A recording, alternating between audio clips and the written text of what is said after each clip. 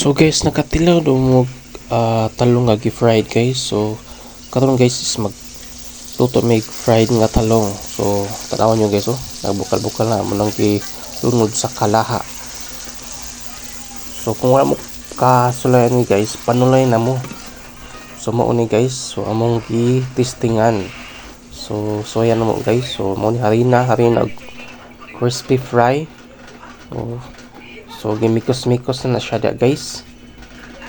Niya mauni guys talong. So pabukalan na mo daan ng talong guys. So pabukalan sa daan para mo humuk-humuk siya guys. Dayon mikos-mikos na sa harina ug sa crispy fried. So mikos-mikos. So magmikos-mikos ta dali dapita.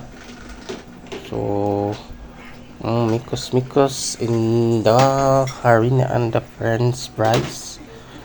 So mauna na diha guys, mikos-mikos. So magmikos-mikos ta dali dapita. So mauna na siya, mikos-mikos. So waga nakasuy ani guys. So panulay na mo guys no. So lindot pini siya guys. Lami siya. So luto na ni. Luto na. So kauno na tani. Luto na ang fried nga talong. So ito na der guys.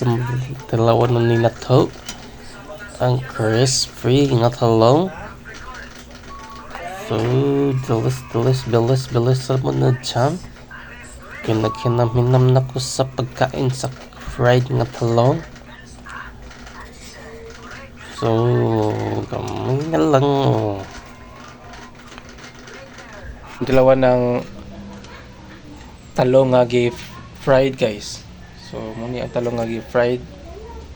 Muni siya fried nga talong. So atong dalawa ang fried nga talong. Kagumkum na.